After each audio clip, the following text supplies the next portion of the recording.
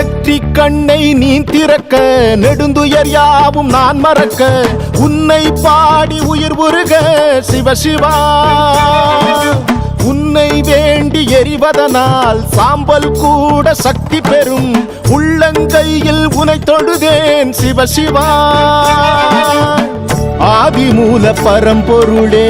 வானம் யாவும் உன்னிறமே உன்னை